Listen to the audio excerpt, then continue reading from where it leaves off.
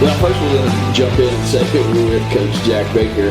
His second go-round this time. Last week we forgot to throw out who's Cody with us, but this week we'll throw out, we got defensive coordinator Coach Jack Baker here with us on this one. Like I said, we thought it was just a good week to have him with his 100%. MacArthur ties and things, so we'll get into that as we move forward. But just talk a little bit, kind of recap Duncan, then we'll go through what players of the game and things like Honors that. of the week. Honors of the week and all that kind of fun stuff. I don't remember that. I forget them after we give them. I think I remember some of them, but I got those. I had too many things swimming in my head. Anyways, no, Duncan was. We did what we were supposed to do. Their struggling program. Coach Terry's a really good coach over there. We were a little sloppy at times, and you beat them. What was 47-7? Yeah, it's sloppy, but it was sloppy at times. I had to, tip my cap to them. They had one really good drive there on our ones that scored, but when you go back and you look at it, it was playing a little sloppy, uninspired at times in the first half, and got in on them at halftime and just said, look, guys, it doesn't, we've talked about this all the time. It doesn't matter. It's never about them.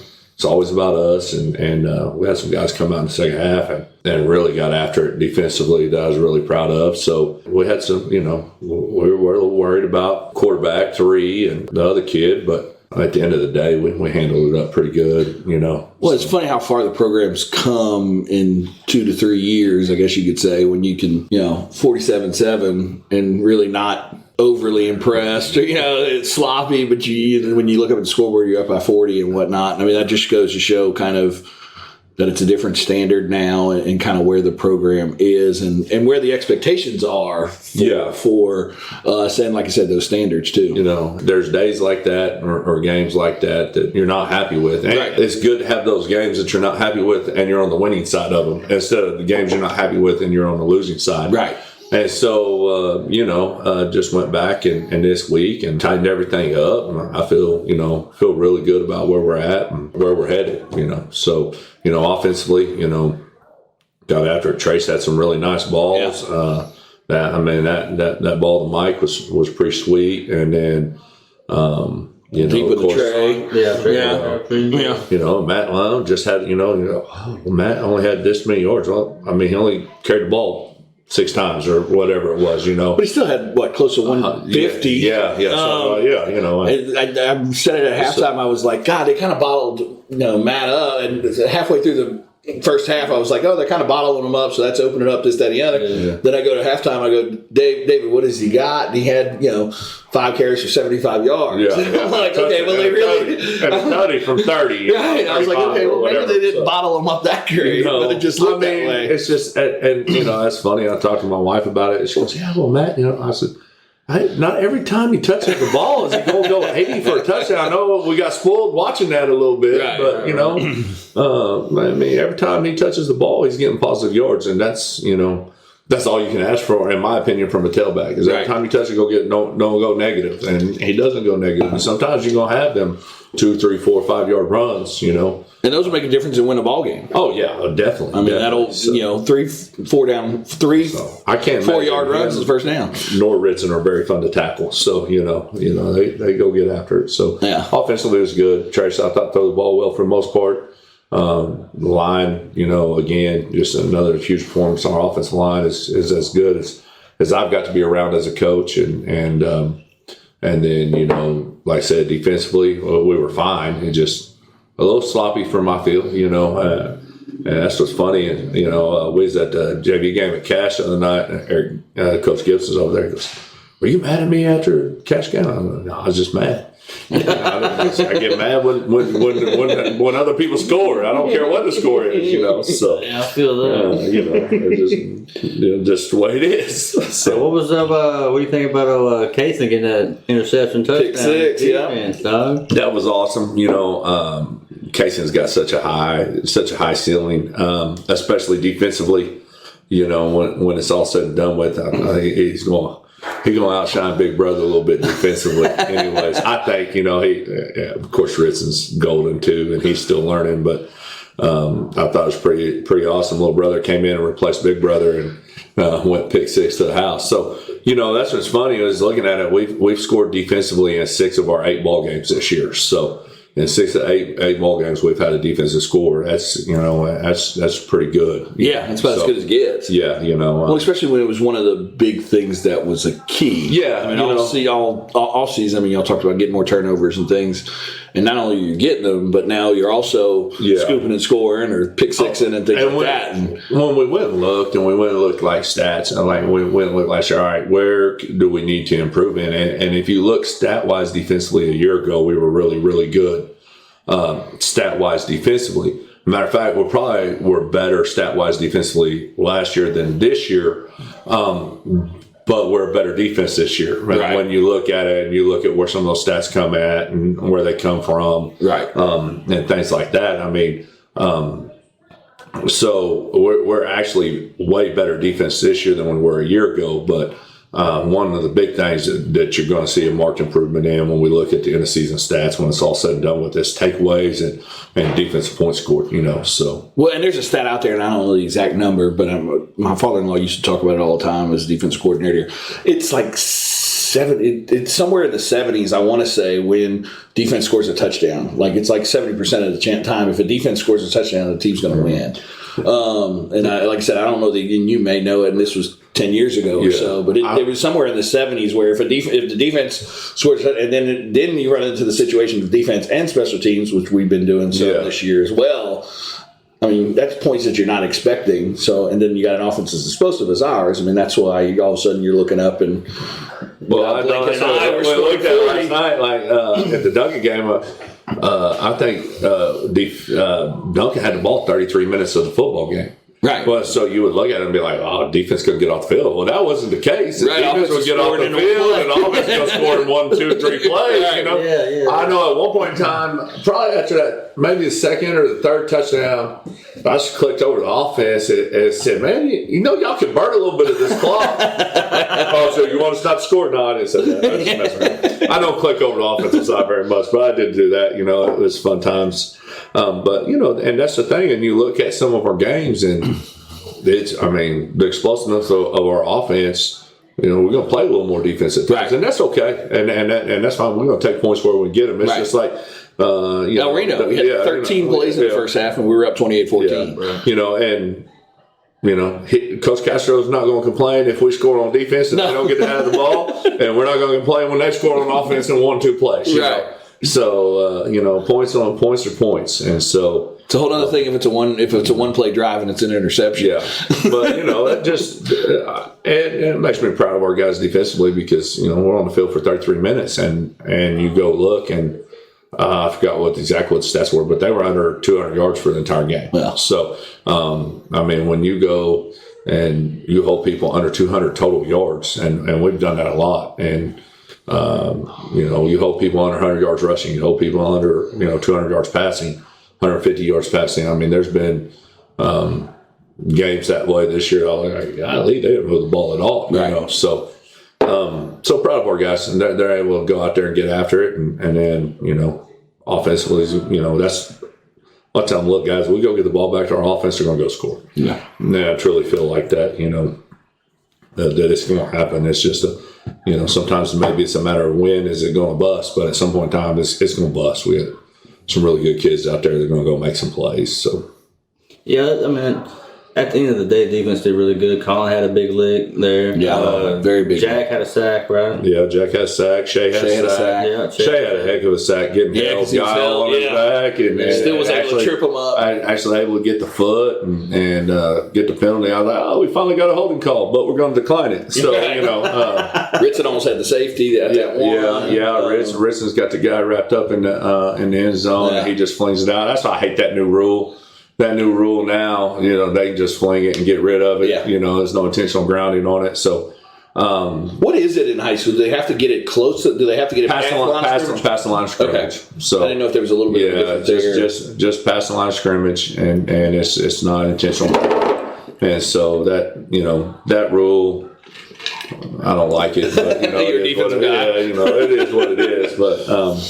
But I think most people know that we're going to spin around a little bit. We're going to go get pressure on quarterbacks, and we're going to have to do something with the ball in a hurry. And so, that's always good to see. Ritson almost had him one there. Jack had a sack. Shay had a sack. We had several. Mike had an interception. Yeah, Mike had a great interception on the ground. Well, just off of pressure, you Right. know. And that's the thing. You looked at our pressures. I think we had like 25 credits of pressures, you know, throughout our team. I think Jack had like 6 pressures. You know, and that's become a bigger stat now with that new rule is getting pressure, making quarterbacks uncomfortable, and Right. make them make the perfect throw. And Well, it's the same thing on when they run the ball. I mean, you think about pressure. You think about most of the time you think about a quarterback dropping back, but I mean, Jack is able to get back there so fast sometimes that I mean it messes up the run game because of the timing and everything else like that. So I mean, the pressures doesn't just always say okay sacks and this that and the other. I mean, best getting back there as quick as Shay and him do sometimes. I mean, it messes up the run game too because. Like I said, the whole timing of the play is thrown off. a lot of times we're stunting too, and we're blitzing and bringing stunts, and we're bringing stuff to stop the run. Yeah. I think at the high school level, especially, I spend, you know, and I coach defensive line, and we work some pass rush, but we spend the majority of our time working on defeating, you know, defeating blocks that you know put ourselves in position to stop the run. Yeah. Because I don't even care like you go play a Noble. I mean, we knew Noble was super pass heavy and stuff, and we probably worked a little more pass rush that week than we normally do, but at the same time, still we're, you know, my deal. It don't matter if a team that throws it 80% of the time can still run the football on you, then it doesn't matter anyways. Right. And so we won't try to make you one dimensional. And you know, I'm from that old school line of thinking. You throw that football, you know, 3 things are going to happen, and 2 of them ain't good. 2 of them ain't good for the offense, you know.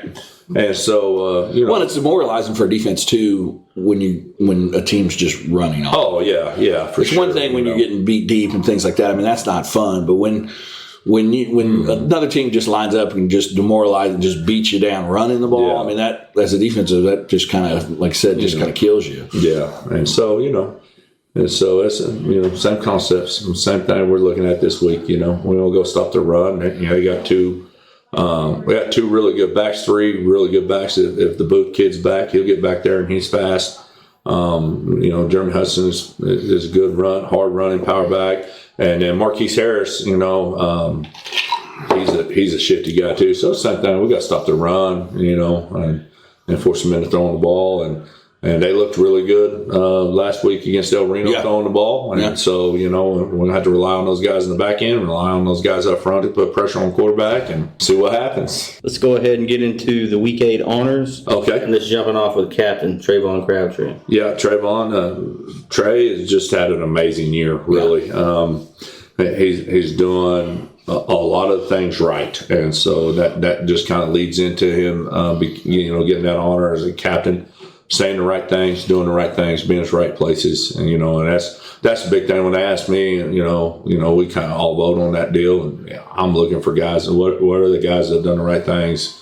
You know, because that's what we want to stand on, and then you know, that's the guys that I want to push out there. So Trey, heck of a football player, fast, deceptively fast, you know, because he's a big old cut up thick kid, boy, but he can roll, you know. Well, and you see it too, like I said, in that one. So obviously you see the speed on the deep post that you know nobody's around him in that one, but then you do kind of little pop passes with him, and he uses his. I mean, he was a running back, and you know, when he first got here as a freshman and things.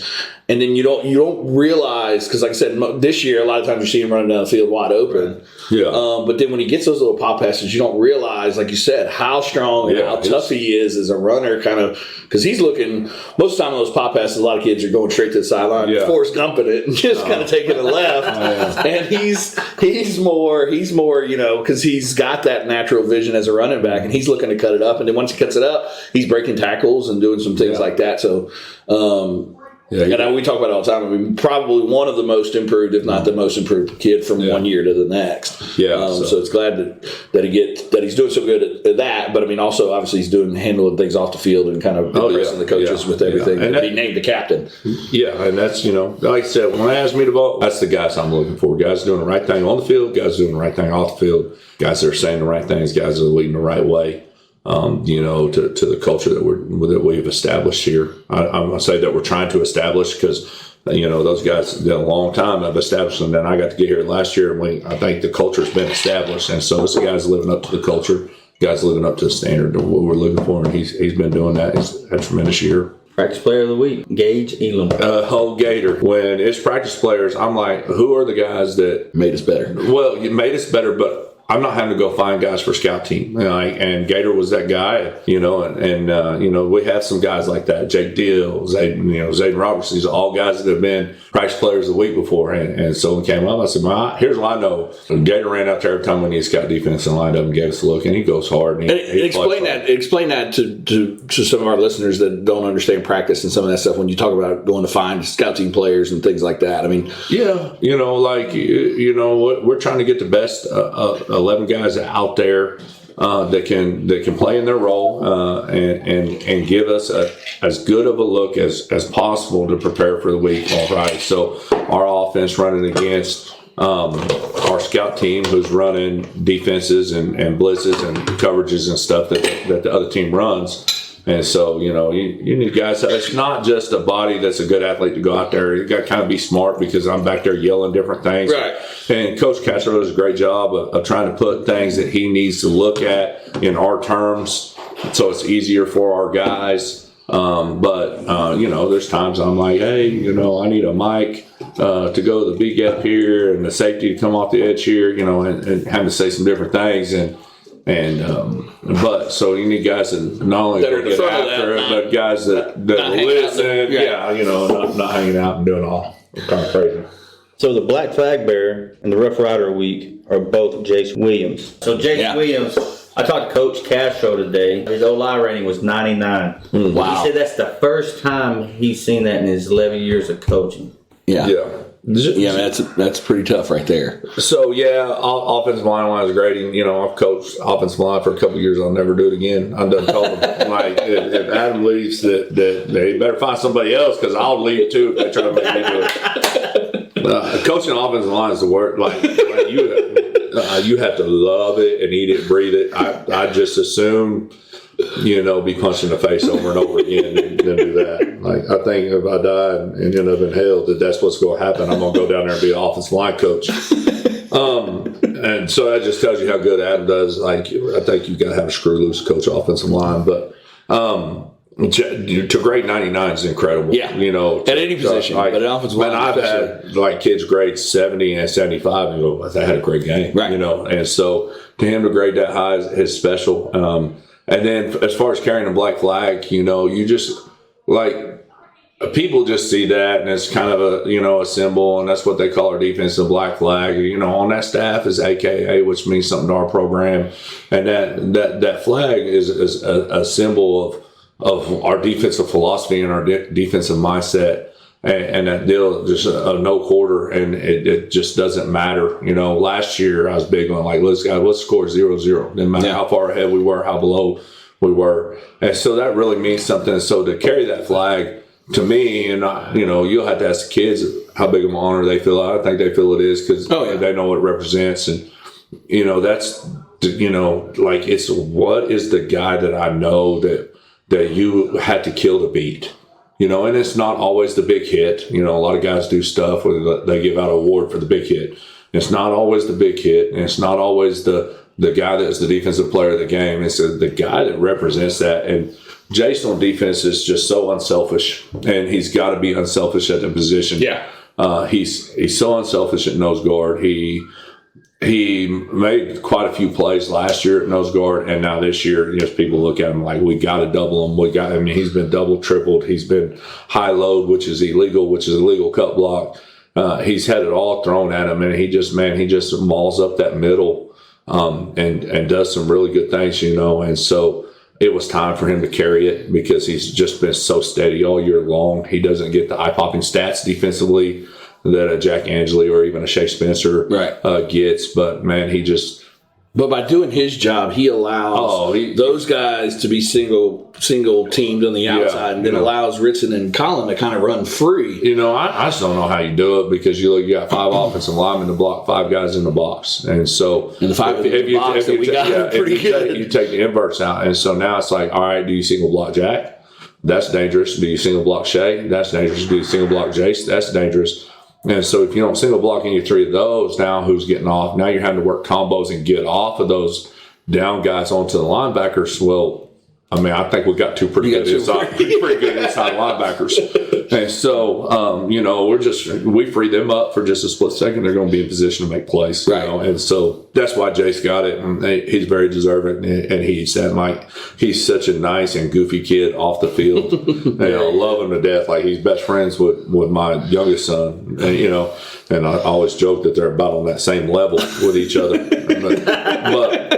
But man, he is such a competitor on the field. Like, there's a switch that flips, and I love it. He reminds me a little bit of me. He's a way better player than I was, but he reminds me a little bit of me of that switch flip. Yeah, he is such a Clark Kent nasty, just such a nasty, dirty, just get in there and mix it up type of guy, man. And off the field, he's just happy-go-lucky, goofy kid, you know. But so he represents a lot of that on the black flag. That, you know, it was time for him to carry it. Well, I think it's a cool deal. I mean, last year we talked a little about it, but this year having the flag and that person leading the team out of the tunnel or the smoke or what we got. I mean, that's a pretty cool deal. You know where it came from, right? So here's where it came from. And so I talk to the defense after we go through defensive individual and before we go into offense pregame. Okay. And so we were going to cash, and again, this is, you know, we play Andarko and had to come back and beat them.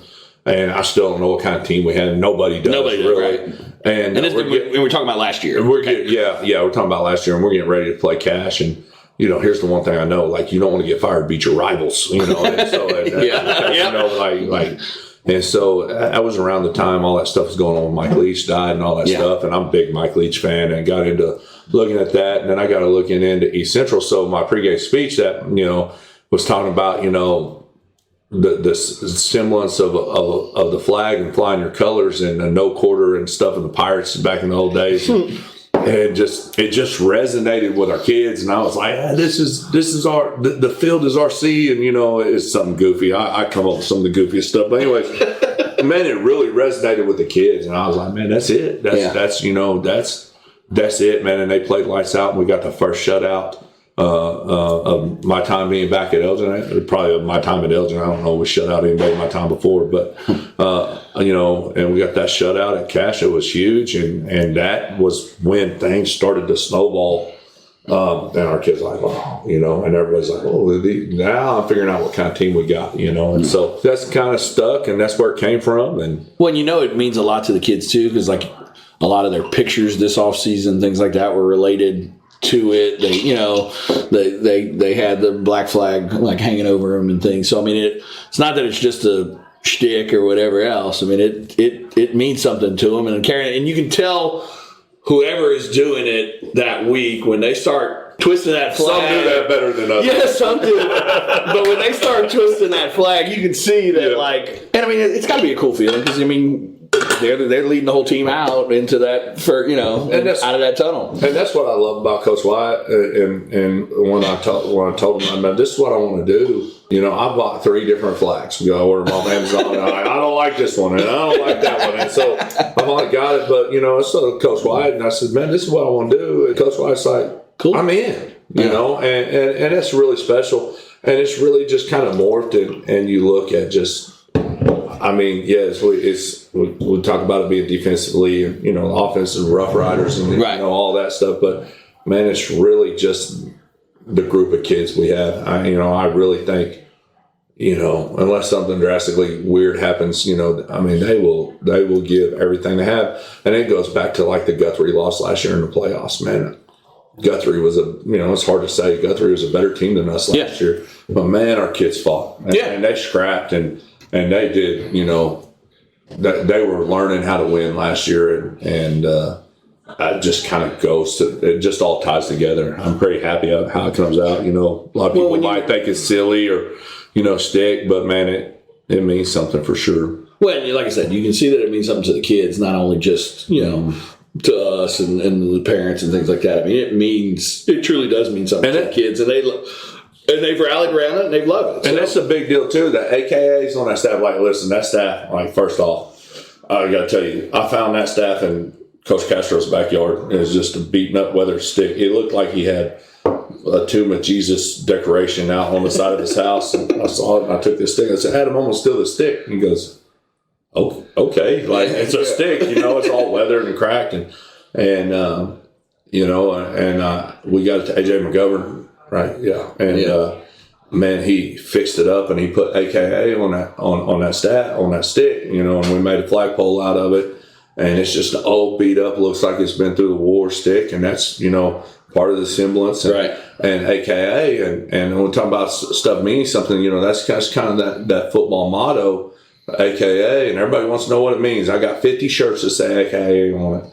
And you got to know, man, you got to be a part of it to know. But I remember coming back and Bailey Blue I'm walking out and I got an AKA t-shirt on. God, wear shorts and t-shirt pregame. Right. And I'm walking back in and I got that shirt on and Bailey's like, that on your chest means something and you need to remember that. And so we had to add that into it, and it's just, man, it's a cool deal, I think. So yeah. Sharpen your axe award. Man, Dylan Brown. Yes, Dylan Brown. What a great week for you. And that, I went into the office, a lot of times on awards, I'm like, this is who I think, but I'm cool with what everybody thinks, because I promise you, my mind is already on to something else. My mind's already on to the next week by the time we talk about this one, you're banging the table. This one, I was in, here's my deal. Dylan Brown, because he is everything that award represents. Yeah. And everything that whole motto represents. Dylan Brown has sharpened his axe. He's a senior outside linebacker. He's a good little player. But he was start for mostly for a lot of other people. He was start for a lot of other people, and he just happens to sit behind Peyton Christensen, who's a tremendous player.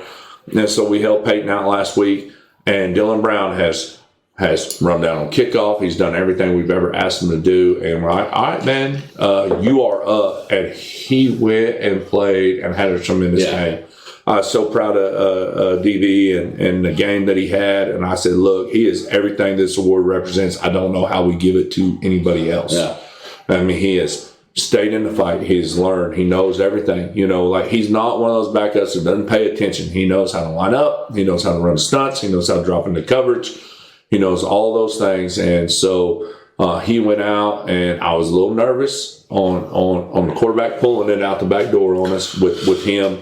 Just because he didn't have the reps. Hadn't repped it live, and man, he did just a tremendous job all night with it, and was where he's supposed to be. Made some great tackles. Had a PVU, had a pass breakup on a drop under the zone, and it was a tremendous game. And so I was like, man, we got to give it to Dylan Brown. So I fought real hard with that one. I had to fight real hard because everybody was in agreement with it, So well, no, I mean, he stepped in and didn't miss a beat. I mean, Peyton's great. Don't get me wrong. Yeah. But he jumped in there and it didn't really miss a beat and didn't even really notice. I mean, that's the one thing that you want to see when you have a backup playing is you don't notice him. Yeah. Because if you notice him, then something's wrong. Usually not notice him for the good thing. Right. Yeah. But you did notice, like I said, he made some great plays throughout the night. Like I said, the pass breakup, and he was kind of in there a lot of times with Jack on certain plays and things, and was causing some havoc in the backfield. But like I said, the best part about it is, like I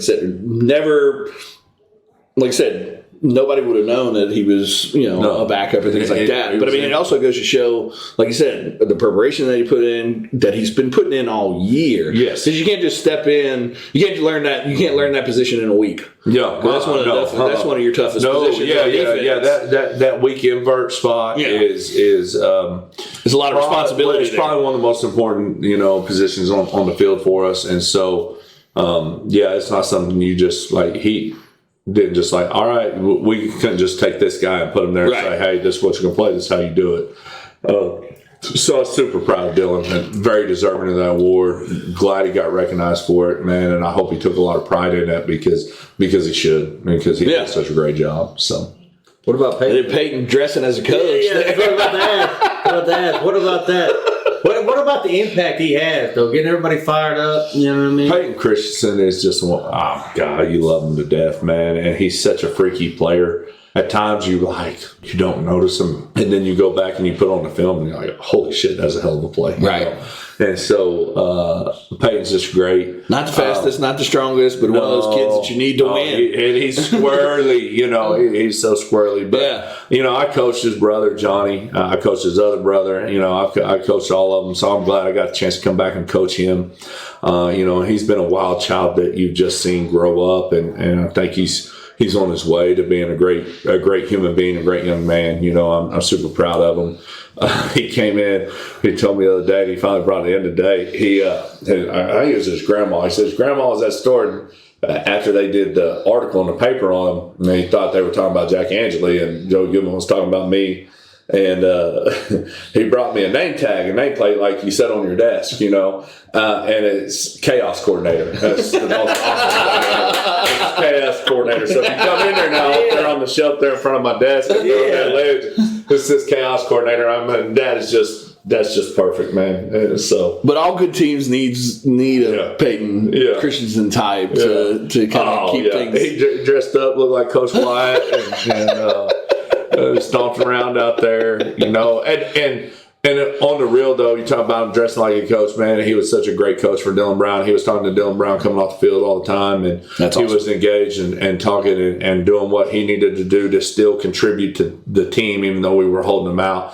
And he did such a great job contributing to the team, and so I was pretty proud of him on the way he handled that whole deal either, because he was like, I'm playing. We're going to hold you for next week. So he's back. Is he back this week? Okay. Yeah. Just kind of making sure. That was just a precautionary deal. Yeah. And it was one of those deals where we're But it's got to make you feel better now, though, too. Now that Dylan does have some of those reps that, if Peyton gets or whatever, you've got to there. You kind of already did. Yeah, I already knew that with DB. It doesn't worry me about throwing him in. That's just kind of he's the next guy in at that position on either side. So, but to piggyback a little bit off of that, now that because of some of the scores and things like that, you've gotten to look at some kids against some one. A lot of your backups have played a lot of minutes against one. So that bodes well if kind of any and they're so learning to play too. Right. You know what I'm saying? Because I'm in their butts. Right. Regardless, because there's a standard that we play with defensively, and so I've called timeouts and chewed them out. I don't care that they're going against ones. That's why. But if your motto is going to be no quarter and some of that type of stuff, you have to and live up to it. And I've been extremely proud of them. And there's never been a point where they didn't play hard. You know what I'm saying? Yeah. It's just sometimes I will do it, and I bet you there's parents in the stands that think I'm the biggest jerk in the world. Like, coach, you're up by 50. It's the backups playing the ones, and you're yelling at me. Yeah, because but you're yelling at them for next year. They're our future. Yeah. And I got to shout some guys I like on that to come in with that group. Kobe Morton does a tremendous job of leading that group of kids. Yep.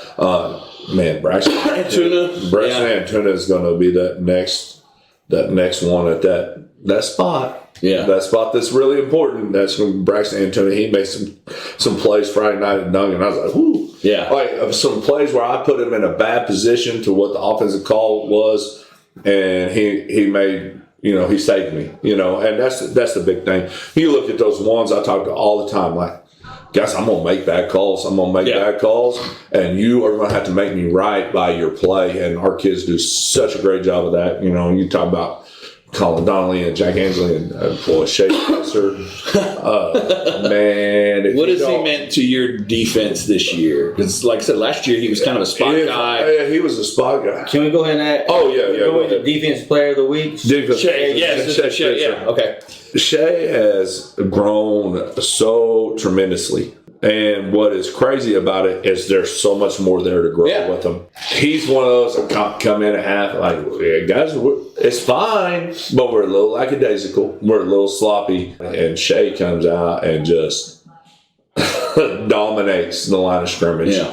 And not that he wasn't dominating before, but just like, he's like, oh, all right, coach, you're going to jump in my tail a little bit at halftime? All right, here you go. Here's what I can do. And golly, if he was playing like this a year ago, I mean, that defense is even better. But last year he was kind of a spot guy for Jays. He was a spot guy. And I'll go back to this. It's the things that he did to prepare him for himself for this season. And it goes back to his decision, I believe, and some people may disagree with me, but I believe it goes back to his decision to wrestle and to come out and wrestle. He becomes a state qualifier. He goes to the state tournament and wins a match.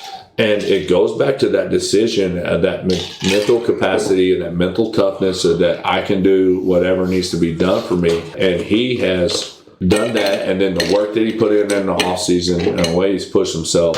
And what's crazy is he's really, I don't even know if he knows this, is scratching the surface. Oh, yeah. Yeah.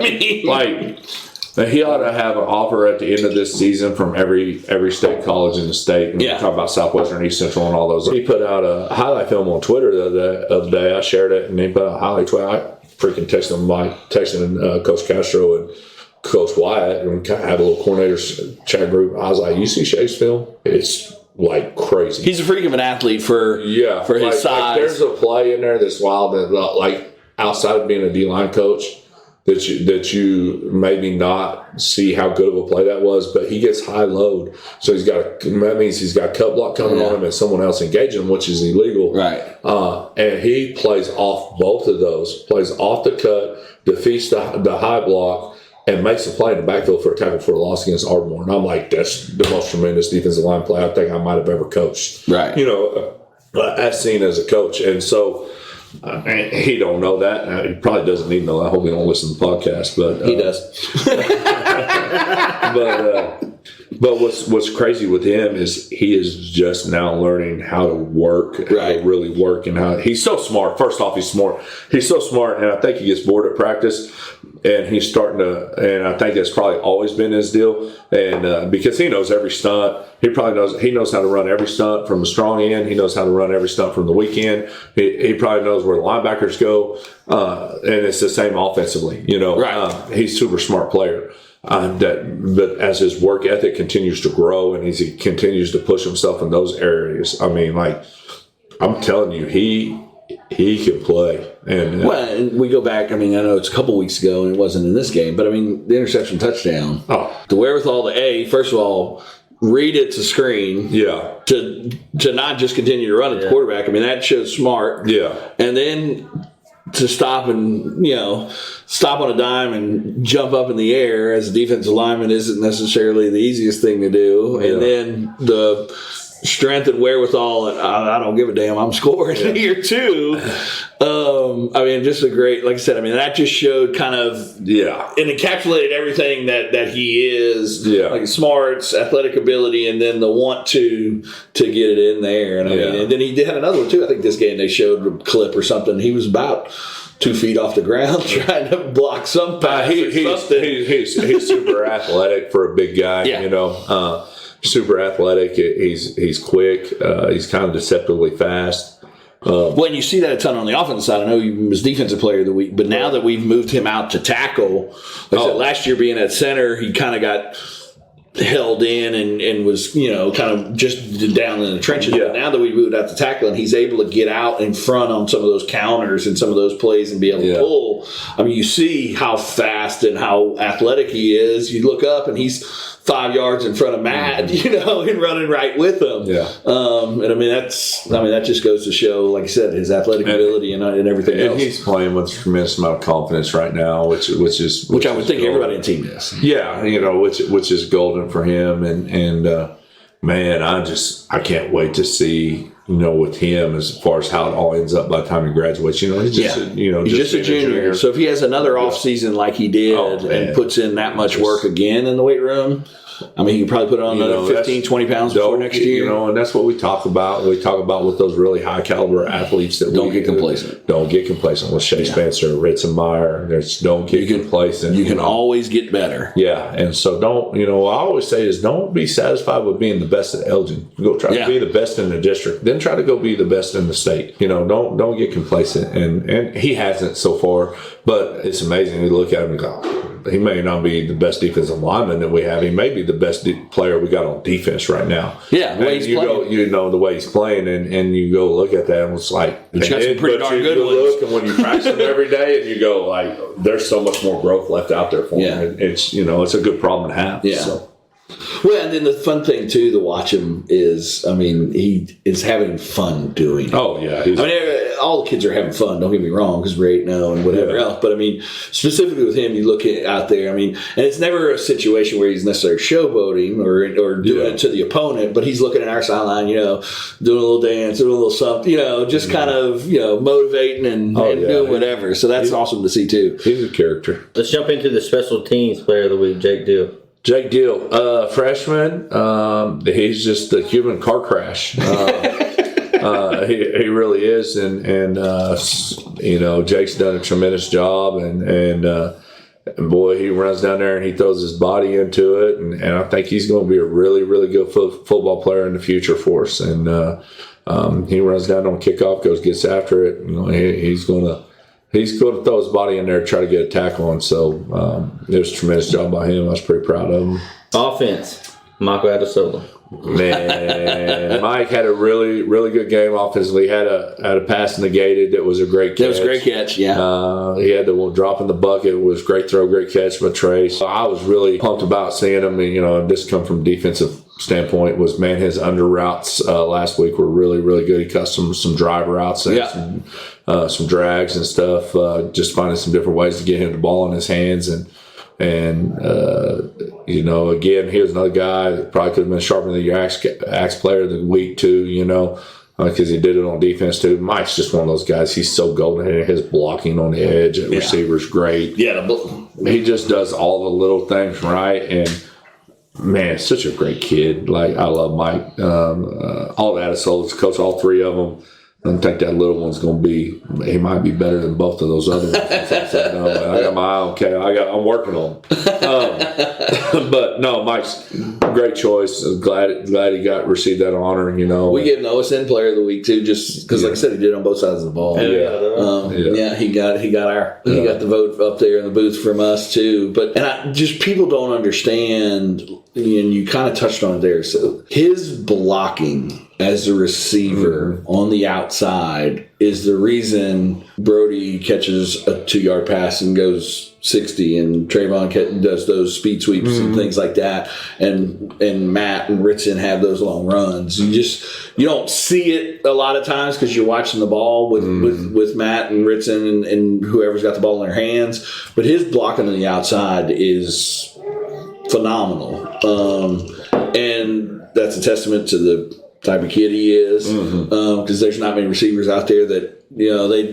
one push, receiver one push, and that's all I'm doing. And the thing about Mike is, but he's driving them into the stands because he probably is taking notes from Castro of how to form block and things like that. There's no doubt in my mind. I go say, "Hey, Mike, I need you to come down and play 4 technique this week." And Mike goes, "All right, let's go. Tell me what to do, and I'm going to go get it done." And that's just the type of kid he is, and he's such an unselfish player. He's a receiver, and he's not complaining about balls, or he's not complaining about this, man. And he's celebrating, and it's a really cool deal to look out there on defense right now and see him and his brother manning our core spots and doing such a great job, man. Talk about his brother a little, obviously, because he's had to fill in for Trey Harris and hasn't skipped a beat. Has done super great out there. So talk a little bit. He's not necessarily one of the players of the week, but talk about him again, kind of like that Dylan Brown stepping in as a backup and hasn't skipped a beat. That position was a battle all spring and into fall camp, and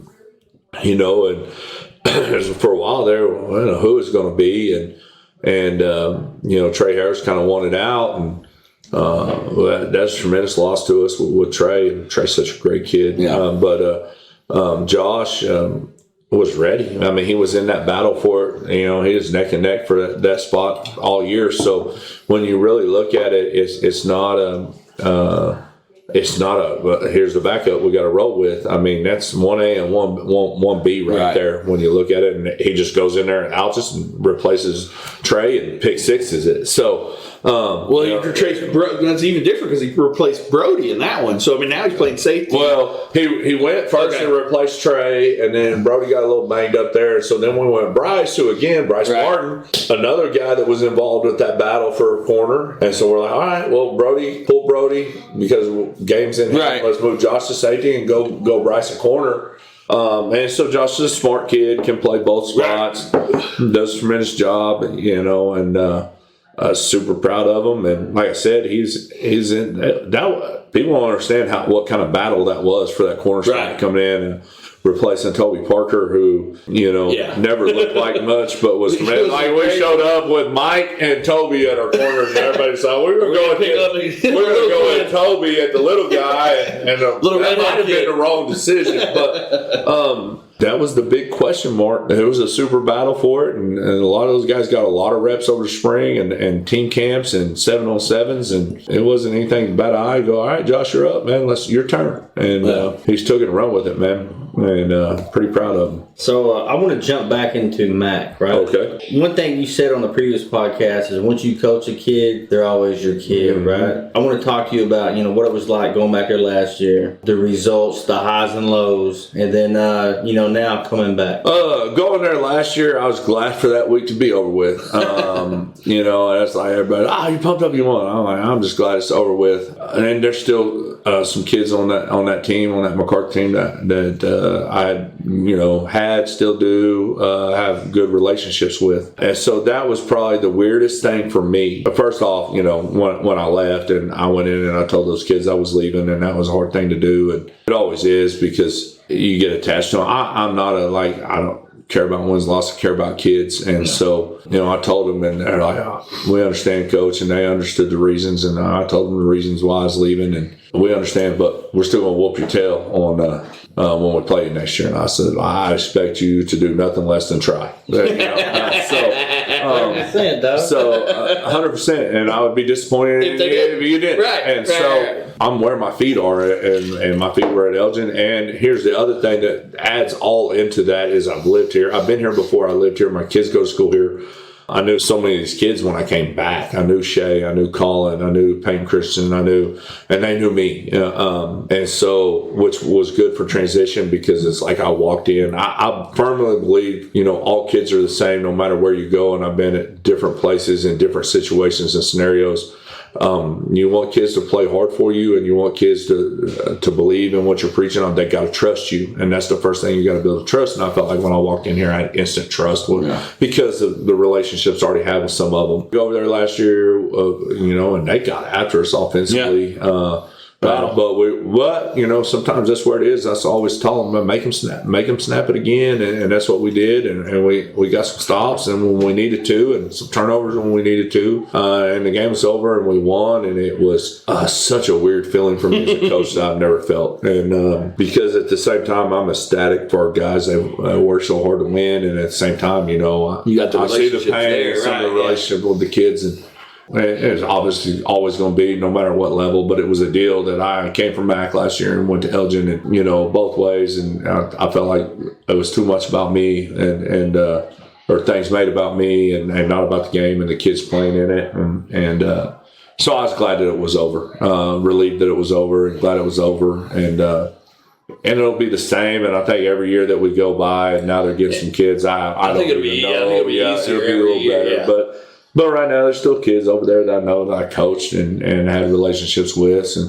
so, again, it's another week I'm ready to get over with. But I could leave tomorrow, and I'm still going to love Colin Donnelly to death. I'm still going to love Jace Williams to death. I'm going to still leave. Good thing could be a bad thing. And, they know your tendencies. I mean, how does that kind of play in? I mean, X and O wise, I guess. X and O wise, I don't know. You got to have the Jimmys and Joes. It ain't nothing that I ain't going to watch and see on film. Right. As far as, knowing them and knowing, what they do. And I'm sure they've changed everything from what I've known.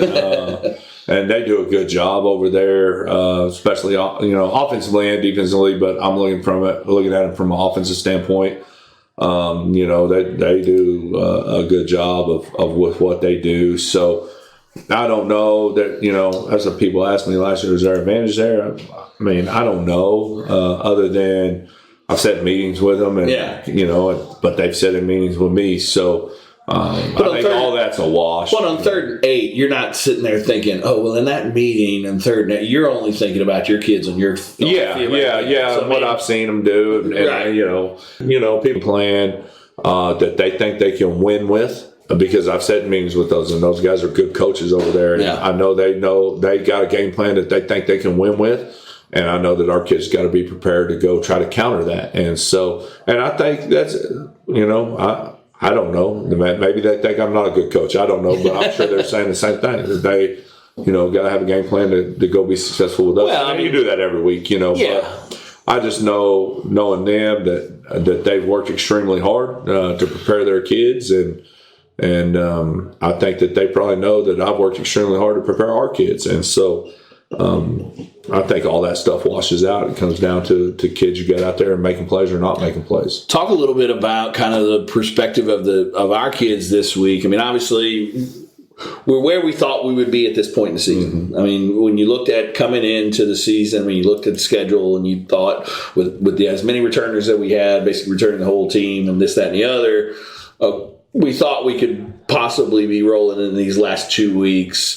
No disrespect to the previous 8 teams that we played, but more than likely this is the most talented team that we played to date. Mm-hmm. So, I mean, have you seen kind of the focus shift? I mean, I know they've done a great job all week and all year, and you guys have done a great job of keeping them focused at the task on hand, and the standard is the standard and things like that. But have you seen anything different this week? Just has it ratcheted up a little? Because now we're at the point of the season, it feels like it just are in the playoffs, but at the end of the day, nobody wants to go to Carl Albert. So we want to finish this thing off with a district title and things. So, I mean, this is now playoff football, basically. I mean, have you seen any difference in the kids, or is it just kind of? Man, I think you tell kids a lot of things, and kids will say a lot of things too, because that's what you preach to them. But at the end of the day, we're in the exact same position that we felt like we would be in coming to the season, and that was undefeated going into Mac Midwest City, which we thought were the other 2 top teams in the district. Yeah, we knew, we knew, kids knew, that Noble was going to lose a lot, and so we knew El Reno was going to be tough, and so kids aren't dumb, and we say a lot of things, and so they knew that, but they did a great job of keeping the focus, and the main thing is what we always say. That's our saying: keep the main thing. And they did a great job of doing that. But we all, kids, coaches, everything, knew we were in the position, right in the position where we felt like was going to end up. And so they all know that. We said it at the end, after the game on Friday. It is now playoff football for us, because that's what it is. These next 2 weeks are going to determine seeding and who you play in the first round of the playoffs. And so, it is playoff football for us. Yeah. And that's the way we're looking at it. And from here on out, and so our kids know that. And we know that as coaches. And we've got an extremely tough opponent this week that is probably playing some of their best football right now. So, I mean, that El Reno win and the way that they handled Nicholson and things like that, I mean, was kind of a statement. Because after Midwest City, it was kind of, after Midwest City was a little. Sorry? No, you're fine. Midwest City was a little, okay, who is this MacArthur team? But then obviously the way that they came out and handled El Reno, I mean, it kind of put things back in perspective of how good they can be and how good they are. Yeah. What I'm saying? They've got a lot of athletes on the outside, and they're good up front too, both on the offense and defensive line. So, I mean, controlling line of scrimmage probably, in my opinion, is going to make or break the game. But that's cliche to a certain degree, because it's kind of every week that's kind of the way that it goes. But what are your thoughts on that part? Like, some of the keys and where you think, the game can turn? As far as defensively, I mean, we've got to find a way to get stops and get off the field and not let their tempo affect us. We do a real good job of practicing against their tempo this week, and I think we do a good job of stimulating that, probably to the degree that it's faster than what we will see on Friday night. Because they are snapping it and getting in there and out. Yeah, super quick. And the thing about it is this: the thing on the tempo is mental. Yeah, and people think it's getting lined up and getting this. I mean, we've got a plan for handling lined up and things like that. It's mentally, it's a mental game there. Just you can't rest between plays. Well, you can, and there's some space there between plays. But you've got to get your feet set where you need to be, and get your feet set, and that's where your rest time is, and then you go play. It becomes where it's come so fast that you get flabbergasted, or you let your mind wander, with it. That's what we can't. We just got to get lined up, and then it just becomes another football play. Yeah. I think we did a good job of practicing against the tempo. Coach Castro did a great job of giving us a look. I mean, he's, it's funny. He's like, I'm the assistant to the defensive coordinator, and he is. And he does a tremendous job of the offensive scout team for us to help the Owls, be successful. So we got a great look at it, prepared for it. Now we'll see, whether we handle it. And I thought we did the same thing last year. At times we let it mentally get to us in that game last year.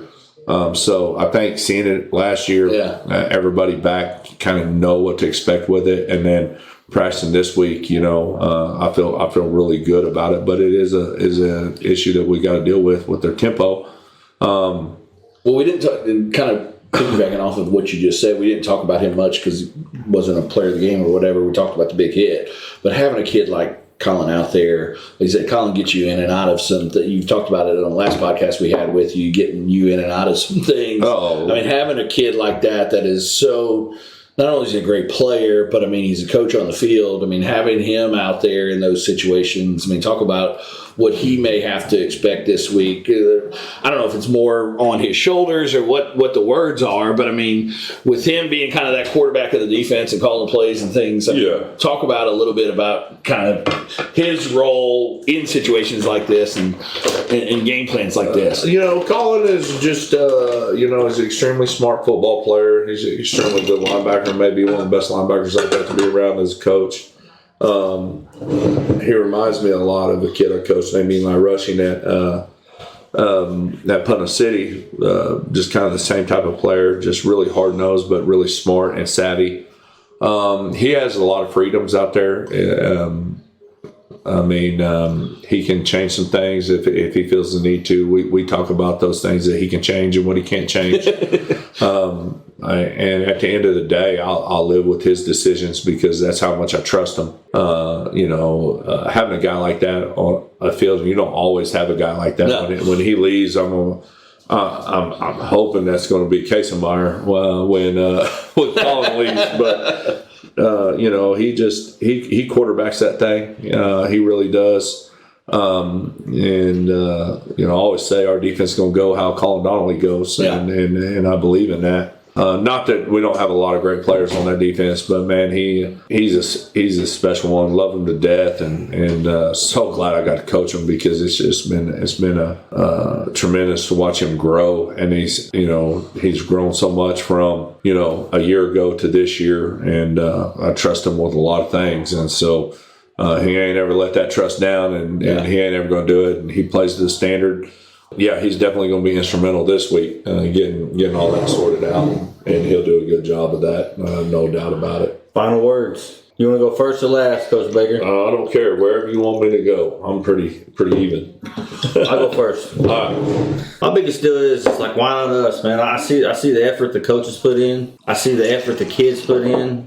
And I shouldn't say kids, I should say man. You know what I mean? I should say they're young men. The young man put in to playing the game of football. Why not us? You know what I mean? We haven't been there yet, the state championship. But why not us right now? I ended on that. Well, first thing I'm going to talk about is that state championship's first thing from my mind. My mind's solely on a MacArthur team that is really good. They've got some special players of their own. I know they're well coached, and so our kids, and so it's going to be. I think the atmosphere is just going to be ridiculous. Yeah, it's going to be like as close to a playoff game as you can get without being in the playoffs.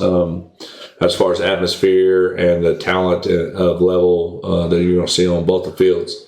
At the end of the day, win, lose, draw, any of that, man, I'm proud as anything to coach these kids. And these kids, whether they know it or not, mean a tremendous amount to me. And at the end of the day, wins, losses aside, I can't wait to watch them turn into just a great young man, great husbands, great fathers, just great people in general. And I feel like there's some greatness on that team as far as the end of that. And so when I look at it, I've been fortunate. I've got some state championship rings. I got one in football. I've got one in track. I've got one in wrestling. And so at the end of the day, that all aside, what means more to me is looking back and seeing them in the future and what they become. And I'm blessed to be able to do what I do. Coach these, just tremendous kids. And so I'm proud of them regardless of how it goes. But I know that when they go out there, it's going to be no quarter. And but you beat them, you're going to have to beat them. And you're going to have to physically go do it. And that's all you can ever ask from a group of young men. So we expect to win this one. That's the way that the mindset should be, and that's what the standard is going to be. If you, like you said, the time is now. The time is now. So you expect to win these type of games. So let's get it done. Go Owls. Well, amen. One thing I do know is that you got two of the best teams in Southwest Oklahoma playing on Friday night. So yeah, I don't know that there's a higher ticket out. Yeah. There should not be an empty seat in that stadium. One thing for certain. And so you got two of the best teams in Southwest Oklahoma playing, and we're going to go duke it out and go Owls for sure. Amen.